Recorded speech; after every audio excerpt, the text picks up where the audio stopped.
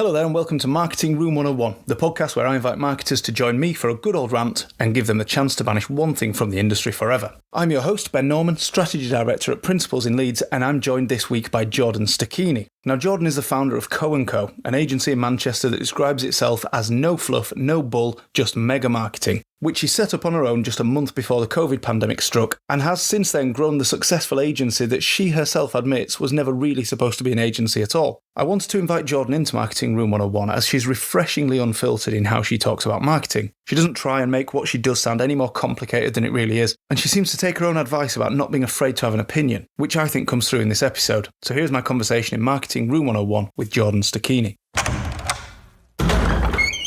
Jordan, welcome to Marketing Room 101. Thank you for having me. No problem at all. So to kick us off, can you please describe the room to our listeners? What's it actually like in here in Marketing Room 101? So there's a few things going on. There's people screaming for guaranteed results. Of course. Campaigns. Yeah. There's people running around like headless chickens crying about AI. And there's quite a few PR people in here as well. Okay, so break these down for me. So we've got the people asking for guaranteed results. Yes. Potentially we'll get onto that a little bit more later, but you've got the PR people in here. Why are the PR people in here? So it's not, I know a lot of people in PR and they're lovely people. It's the discipline that I think I struggle with because I think PR has changed. PR ultimately is creating a narrative for something. I think now, the world that we live in, the fact that everybody has a phone in their hand, everybody has the power to capture something, everybody has the opportunity to create a narrative. And I just don't really know what the place is now for traditional PR. I think traditional PR is now really obvious as well. People know when they're being spun. Maybe I have a tainted view of PR and I just see it as thing that's not quite as good as marketing. But yeah, there's a few PR people in here. I think it's an interesting one, isn't it? Because you've got the PR in a... I think PR has a lot of power, but I also think I agree with you that the old school PR that hasn't moved with the times, that hasn't moved with, like PR and social should be attached at the hip, shouldn't they? In the same way that I get really pissed off when people try and draw a line between we're digital or we're not digital, we're online or we're offline. It's like, how can you consider them in isolation these days? Like digital PR, people seem to believe it's just getting mentions or building backlinks or whatever it might be. Whereas actually, it could be appearing on Lad Bible. Traditional PR, is it just writing old school press releases and trying to get a bit of coverage? Yeah. It needs to move on, doesn't it? And I get what you're saying there. It is difficult, yeah. And I think that maybe it's because of the space we're in and maybe we can see it 10 foot away. But I just think PR, paid for PR is really obvious. And ultimately PR, the idea is to influence or is to change a perception largely, isn't it? And it's to create a story around something. It has never been easier to connect with individuals en masse. And I think that is where traditional PR now falls down the cracks because you can go out and build a profile for yourself, build a personal brand for yourself without spending any money,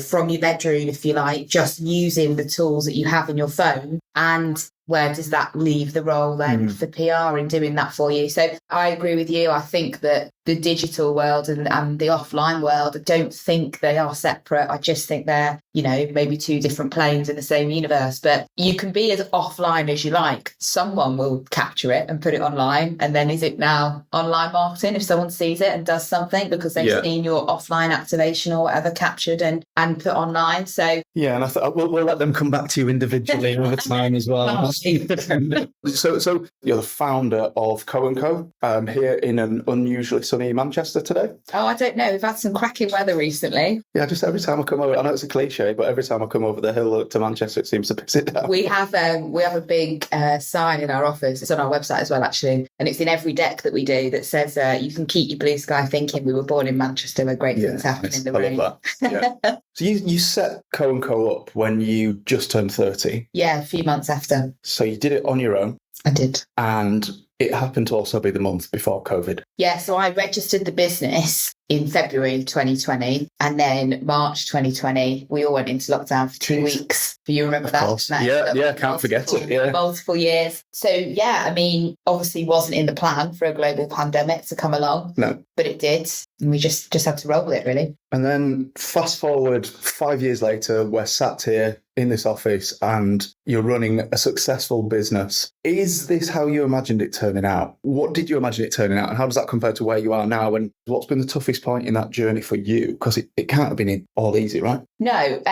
So just to go to your first point, no, this is absolutely not how I saw it turning out. When I started Co&Co, while I gave the business a name, it was only ever meant to be me. Co&Co actually stands for Consultants and Collaborators. And I'd built a really successful career. Obviously, you touched on the fact that I started the business at 30. I'd done really well up until that point where I'd become head of Europe and Africa for one property investment company by the time I was 28. I left there for a global role, kind of a bring your bag of tricks and do the same thing for us. And I knew I didn't want to keep doing that. I knew I was 30 and, potentially had 20, 30 years more ahead of me of doing that. And that wasn't really lighting my fire. So through conversations with various people, quickly realised that what all these people wanted from me was strategy. And if they needed, certain people, certain skill sets to come in and execute that, whether that be PPC or SEO or a new website or something that I couldn't do, then I could ultimately consult for them, collaborate with other people to make that happen. So that's where Co&Co came from. So yes, I gave it a name, but it was only ever meant to be me, kitchen table, a few days a week, and just a bit of a lifestyle business, really. It was sounds lovely, doesn't it? It sounds great.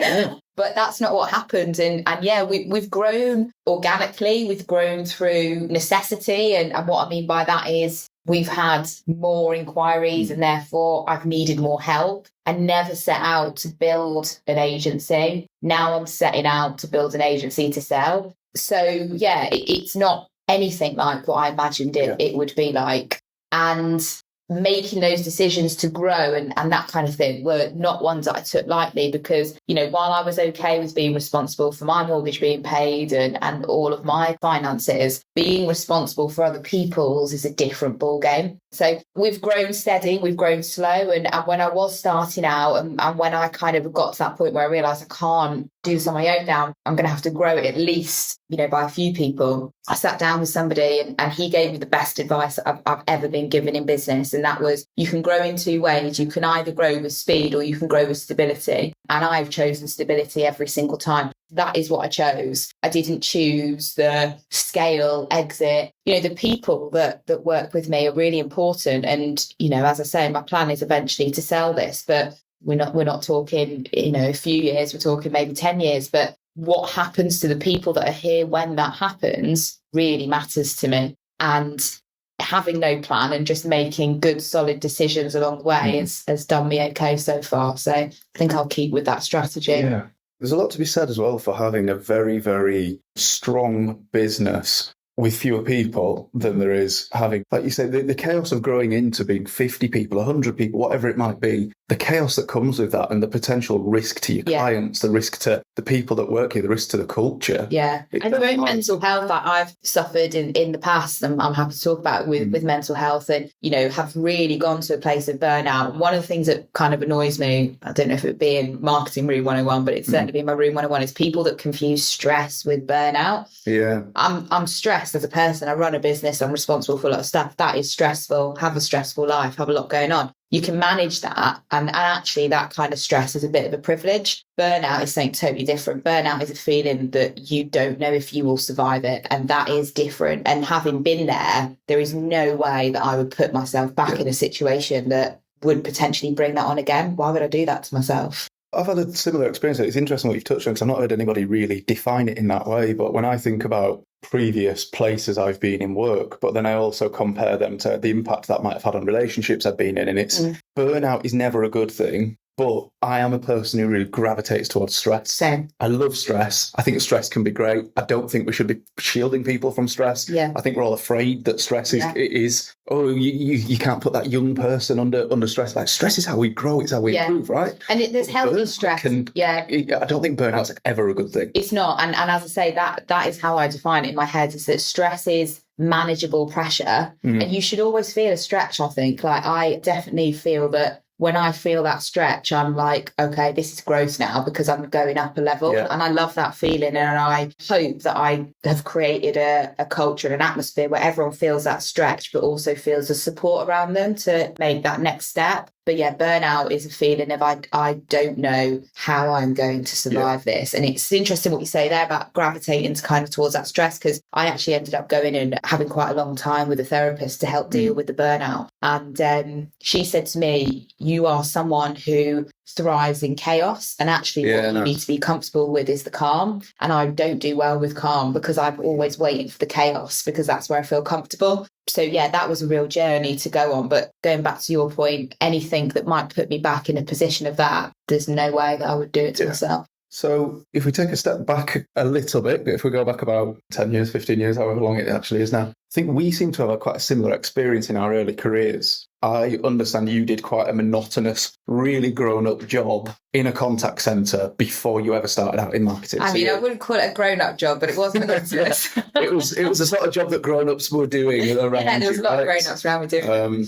Equally, I dropped out of college when I was 16, and I went and worked at a BMW dealership in the service department for about 2.5 years. And I essentially spent my days dealing with angry rich people with broken cars, which was quite an eye-opener. Funny enough, I ended up dealing with angry poor people with broken trains. So we've both dealt with angry people at a young age. You've talked about almost the fear that came when you looked by the side of you that I'd experienced as well, of seeing the people that clock in, clock out, and have been doing that job for 20 years, 30 years, whatever it might be. To what extent do you think that experience influenced your career and where you kind of are now? I think it's massive. I think for me, it goes a bit further back than that. So at school, I was always, you'd call me academic. I didn't really have to try. It wasn't like A stars, but I was certainly A's, B's without really trying in my GCSEs. And I loved school. I loved learning. I still love learning. And I did well. Got 2 older sisters, again, very academic. And I guess the expectation was, well, you'll just follow suit. You'll go and do your A-levels, you go to uni. My dad came from a very different background to us where, left school at 15, joined the army. And his whole thing was, I never want any of you to have to work as hard as I did for what I got. So he was always like, stay in education, get it in your pocket, and then no one can take it away from you. So at 15, when the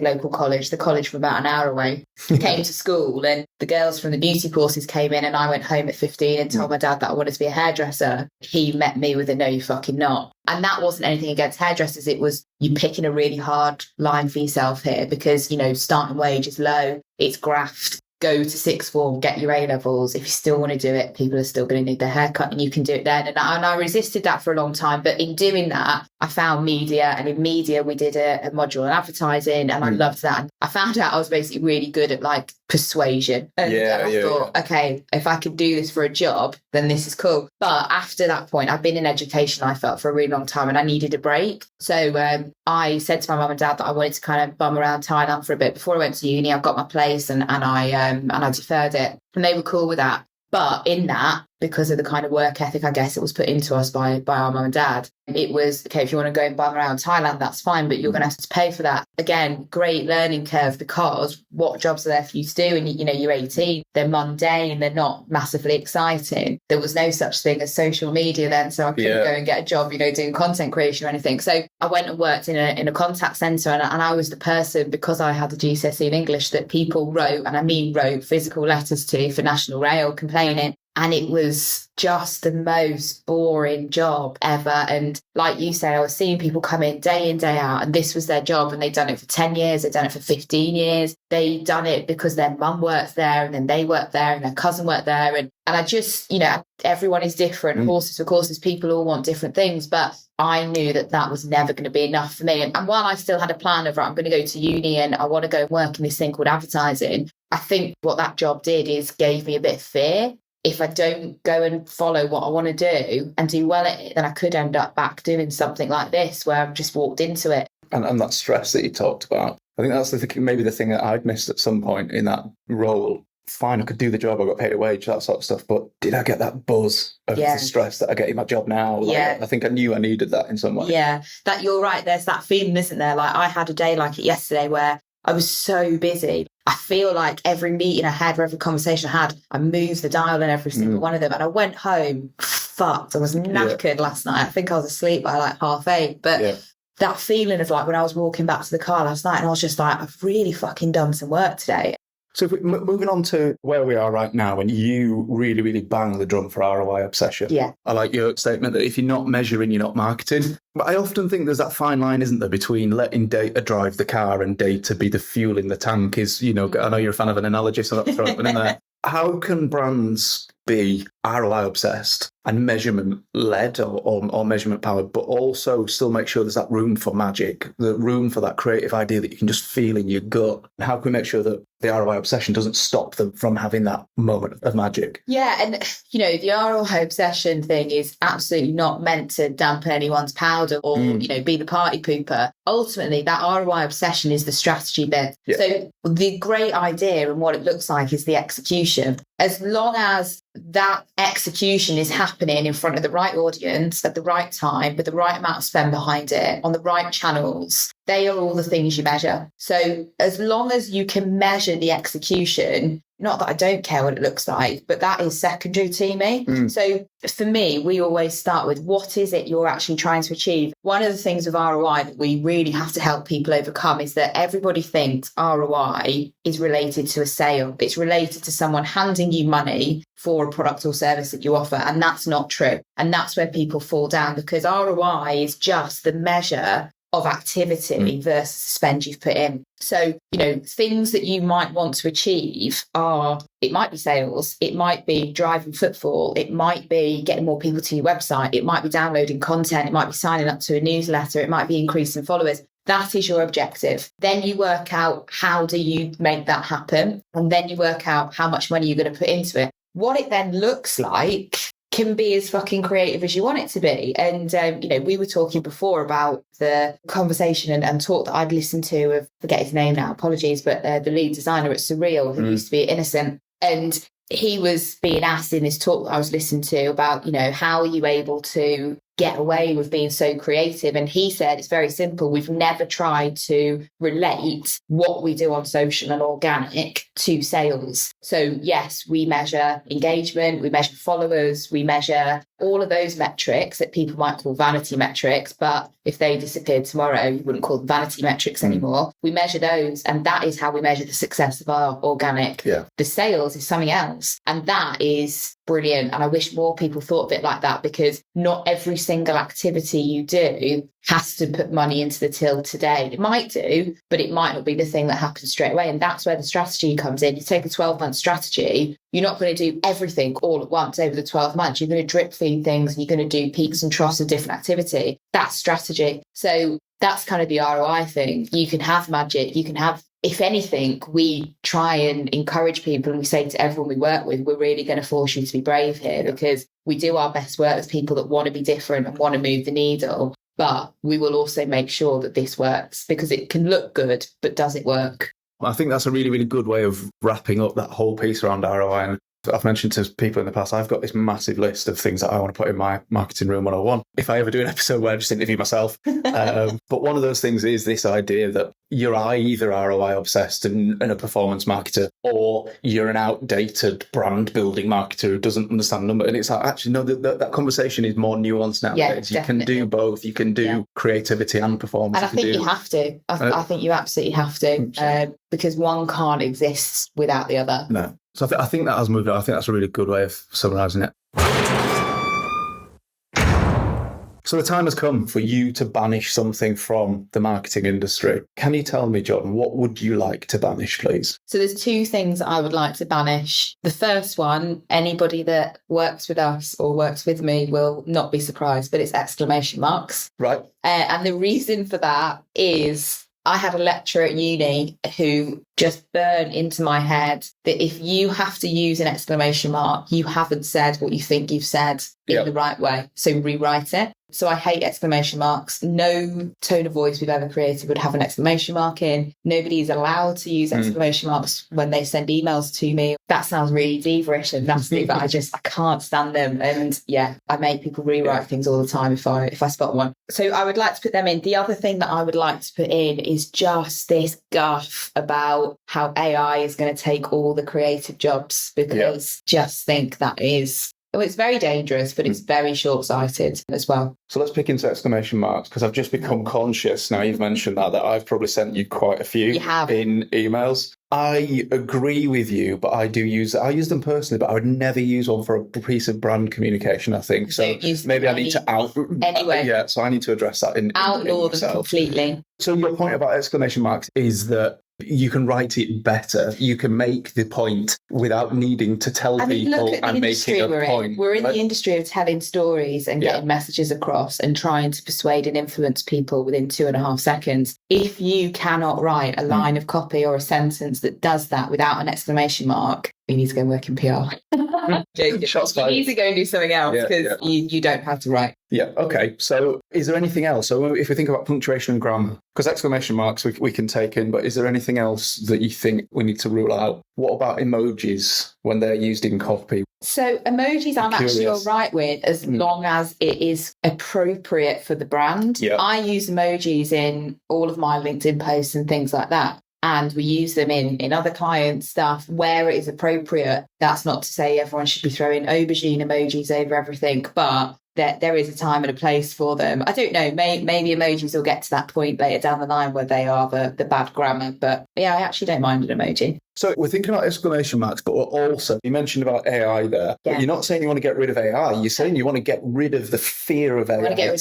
Talk to me a little bit more about that. Where's this come from? Yeah, so there's a few things, right? So I saw a post a while ago now by somebody, and they are in the industry, and they wrote a post on LinkedIn, and the first line was, all creative jobs are going to be gone in the next 10 years because I was able to create this with AI. Anyway, I read the rest of the guff, and the picture was an AI created poster, and it had a line of copy, it had a picture of this lad's tea from the night before, and it was put together in a pretty creative way. You would say it had been put together on Photoshop or Canva or whatever, but, been put together. Now, my issue is not that he was able to do that in 10 minutes. That doesn't surprise me. My issue is he thinks that was good enough because the line of copy was instantly forgettable. Yep. The picture was pretty shit. And the whole thing was just meh. Like, it was just not... Yep. I didn't look at it and think, wow, that's really impressive and quite scary. I looked at it and thought, what's your point? I'm not impressed by this. And I think that there's just this, it can do this, therefore it's going to take everyone's jobs. When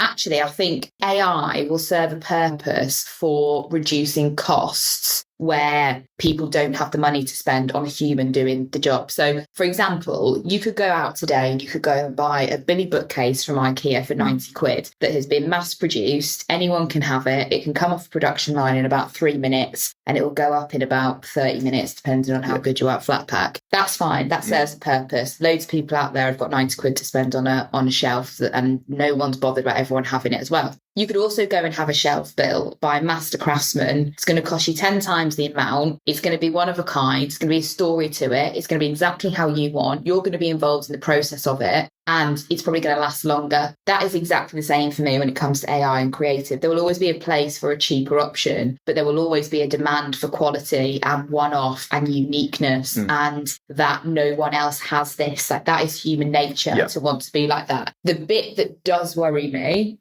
is the kind of lower levels of creatives, that there are some agencies out there, and I have seen things written about this, that are doing away with junior level creatives because they're using AI to do a lot of the idea generation. And in agencies, you find, I'm talking big, wholly creative agencies now, they tend to use the juniors to come up with loads and loads of ideas, and then that gets escalated to the designer, the middleweight, the creative director, etc. It goes up that process. Now, there are people saying we could get away with not having these 20 juniors in and using AI. The problem with that is, how do you fill the next layer of creatives and the next layer, and how do you create creative directors for the future if your entry level point is going to be done by a machine? Because you can't jump over that fence and go in at middleweight or creative director or, senior designer or anything like that. You have to have cut your teeth and you have to have learned the trade. My worry is it creates a problem later down the line. So it might solve an issue now, but we're going to have no creatives in 20, 25 years. Not because AI did them out of a job,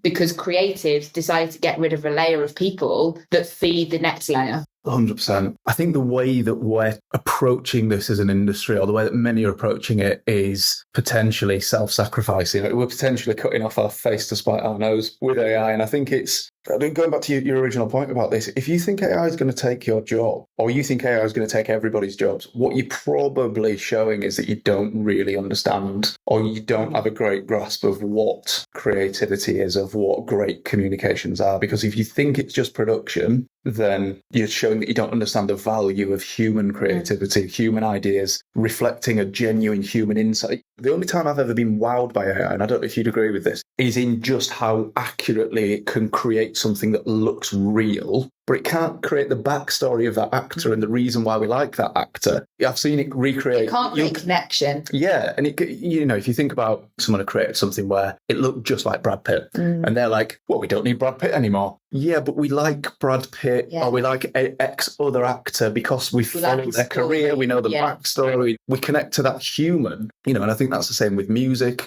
There's no way, if you created a band today, there is no way that band could have the same impact that Oasis have just had in Manchester for the past 10 days, because that's connection. Yeah. And I think that is the one thing that we need to remember, is that it cannot replace that. And I think the people that do think, oh, we don't need Brad Pitt anymore, or we don't need Oasis anymore, or whoever, that is actually really, really scary, not in a professional sense, but in a personal sense. Because if you're then saying to people, you don't need other people, you can create these people and have relationships with them and, form some sort of communication with them, they're not real. You're not going to have the same interactions you have with a person. And AI is not going to disagree with you. It's not going to argue with you. It's going to try and please you because you created it and you've coded it to be the way you want it to be. Think about it, there's always an advancement of technology that does put some people out of jobs. The wheel put people out of jobs. Computers put people out of jobs. They all create them, right, as well. Yeah, absolutely. Like, look how architects were working even 40 years ago. There were no CAD drawings online and, on computers and stuff like that. So there's always going to be an advancement of technology. It's how we embrace it and use it rather than just roll over and die from it. I think exactly that. The easiest comparison, I guess, is when the World Wide Web came about, when we've switched from, all that stuff. And over that period of time, and it's like, yes, people lost their jobs, but jobs were created. Yeah. And I think that's what we'll start to see with AI, is that jobs will go, jobs will be created, the industry will evolve and move on. Of course it will. But I think we're conflating two things where AI can assist and probably will change jobs in production. Yeah.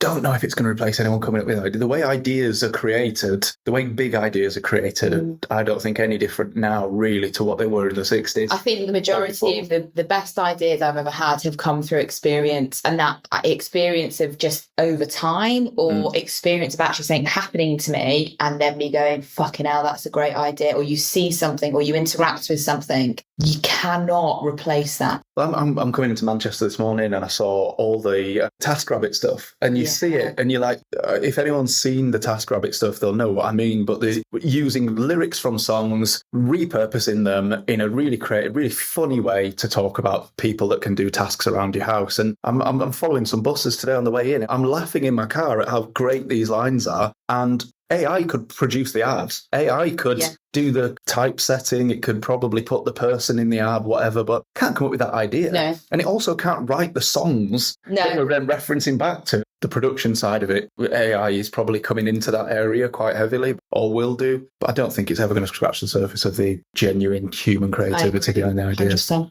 So we've got two things on the table. We've got exclamation marks and we've got guff about AI. What I'm going to do is allow you to banish one forever and take one as what I'll call a dishonourable mention. Which one do you want to commit for good? Oh, God, that is so tough. This is like Sophie's choice. Got to get rid of it forever. Okay, I'm going to get rid of the exclamation mark forever because I stand on business and that one has annoyed me for a long time. The AI one, I'm just hoping that common sense kicks in and people just stop panicking about it. So if we're banishing exclamation marks, we're going to put the guff about AI taking people's jobs as a dishonourable mention. Yeah. While you're here, before you go, is there anything that you want to bring back to the marketing world? I think I've probably just said it there, but common sense. I think there is there's a lot of preciousness. I think we are so worried as people, a society, certainly an industry, of offending now that we almost sacrifice the amazing idea for a good idea. Yeah. I was writing some copy this week for a client and I gave them 3 options. I said, this is the one you should go with. I know you're going to pick one of the other 2. Yeah. And they did. They picked one of the other 2 because we are just so scared of offending. And it's very similar to people that we work with when it comes to like LinkedIn content and, you know, their personal brands and stuff. Everyone is so scared of what other people think, but everybody thinks that. Everyone is so worried about what other people think. Nobody is thinking about anybody. And I think unless you are a really awful, nasty dickhead, you're never going to say anything that is that rude or is that offensive, and certainly shouldn't ever be offensive on purpose. But I just think there's not enough common sense. I think there's too much, oh, but what about this and what about that? Well, okay, well, what about a million other things as well? Like at some point you've got to take the leap. And if you just keep watering it down, well, fuck it, you might as well make AI do it. I couldn't agree more. And I think obviously common sense is such a broad idea, but I think the way that you've positioned it there, this idea of we're missing great ideas and really effective work because we are over exaggerating all in our minds, potentially just overthinking all the risks. You mentioned Nick before, who's just an absolute top lad. He has a book that has loads of sayings in it, and it's basically things that he's either overheard or people have said. There's a few of mine in there as well. But I think the best one he ever said was someone had said to him, what's the best thing that can happen? And no one ever thinks of it like that. Everyone thinks, what's the worst thing that can happen? The reality is that's probably not going to happen anyway. So why not aim for the absolute best thing? And if you fall short of that, it's still probably not going to be the worst thing that happens. I really like that because it's something that Kev Chester's a previous guest talks a lot about, which is the idea that humans are naturally more motivated to avoid risk than we are motivated to pursue success. I think it's to the tune of about 2 to 1. That's why we're still alive, right? That's why we weren't eaten by lions. It's why we avoided eating certain foods that look bad. We're more motivated to avoid the risk than we are to pursue success. It's what I bang on about it to clients all the time. You know, when you're at shelf edge and you're about to make a purchase, people don't need a nudge to inspire them to make that purchase. What they usually need is remove the risk from the purchase. I think that we need to start taking our own medicine a little bit with this, don't we? Like marketers will find every reason not to go with something rather than the one reason to go with it. If we were to put a choice to people, would you rather connect strongly with 50% of people or be ignored by 100%? I could not agree more. And again, when we're talking to people about LinkedIn and that whole kind of personal strategy, what we say to them is there's a billion people on LinkedIn, right? It is not about getting all of those people to think you're all right. It's about getting a few thousand to think you are fucking class. That is it. And that is how you build community. It's how you build rapport. It's how you build connection. It's how you become unforgettable. Yeah. Otherwise, you're just that shit AI ad that I was talking about before. You know, we always say, it doesn't matter where the good idea comes from. I don't care whether it's the apprentice who's come up with it or the creative director who's come up with it. A good idea is a fucking good idea. Now, that's not to say that a good idea is the same as an idea that someone hasn't done before. So again, to use another analogy, there is a reason that Mercedes don't make cars with square wheels. And it's not because BMW don't, it's because it's a shit idea. So, you know, you do have to have that sense check of, is this amazing and no one else has thought of it?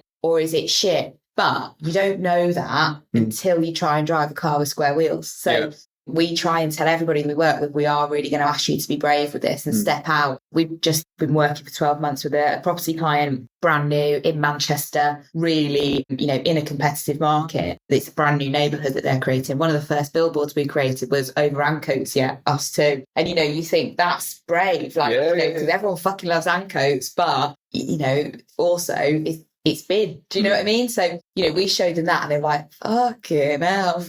But it will definitely get traction. And we're not going out there saying all the people in Ancoats are shit and have made a bad decision. We're joking, having fun, you know, with a bit of northern humour. And also, people who are living in Ancoats right now probably aren't the target audience. The target audience is you're probably trying to encourage people to live in a certain area. You know, don't breathe. Yeah, but 100%. You know, think about who are you trying to target? Yeah, exactly. You know, does it matter if some people might scoff at the ad if they're not the audience? But I bet people take pictures. You're not going to offend them to a point of upsetting them, are you? They're just going to be like, all right, whatever. So We're banishing exclamation marks. We're dishonourable mentioning guff about AI. We're bringing back common sense. That's all now done. How does that make you feel? Feel great. Feel good. A lot of people think about this as like brand therapy or marketing therapy. And I think that's kind of why I set the podcast up in the first place. Yeah. Before you go, I have one question for you. So every episode, my brother, who doesn't work in the industry, sends me a question. Okay. He sends me a random question every week. My brother, I can never describe it, but my brother works for a company called Arrow that do something with networking, security, computers, IT. They're words that I think he works in. He's explained this to me. He's worked there for 10 years. My brother's a stand-up comedian. That's a much easier.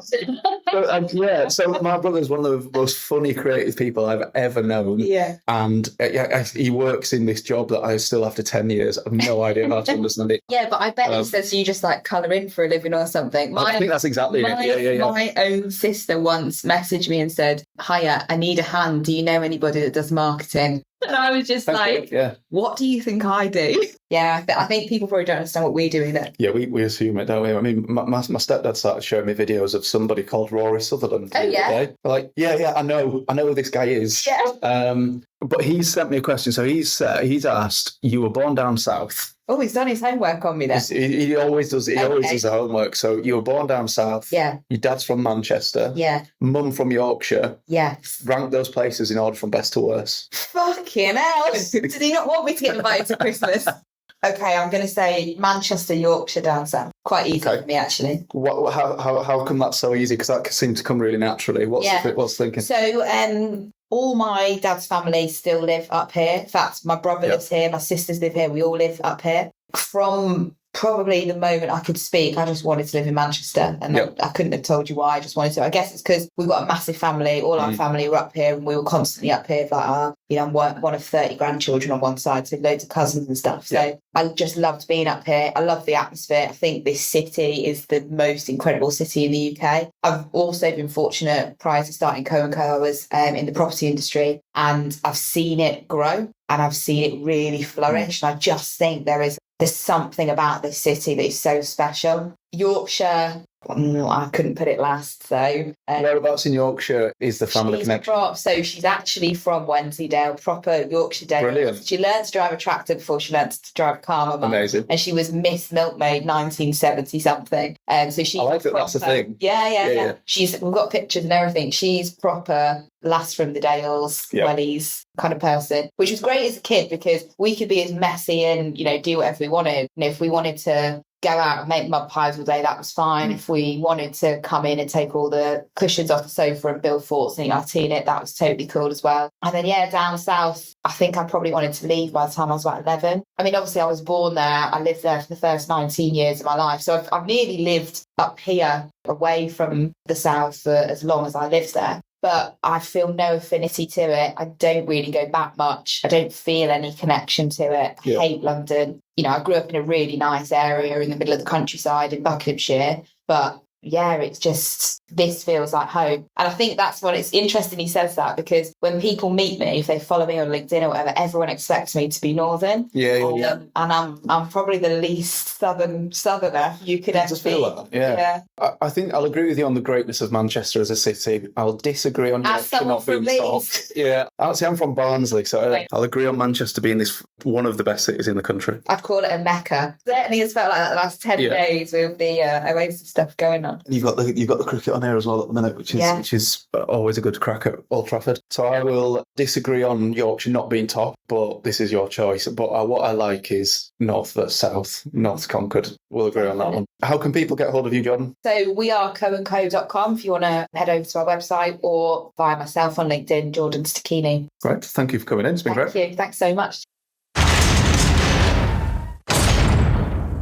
So that was my conversation in Marketing Room 101 with Jordan Stachini. Thank you very much for listening. If you enjoyed it, I'd love it if you could please just send it to one other person. And if you've done anything recently that you feel guilty about, for example, if you were the person who kicked Ozzy Osbourne off the Office Spotify in favour of Sabrina Carpenter the day after he died, then remember you can get yourself some instant good karma to balance it out by leaving a review of Marketing Room 101 wherever you get your podcasts. And finally, if you'd like to arrange a free chat about how I and the Principles team can help grow your brand, just find me on LinkedIn under my name, Ben Norman. And if you'd like to know more about Principles, just head to principlesagency.co.uk.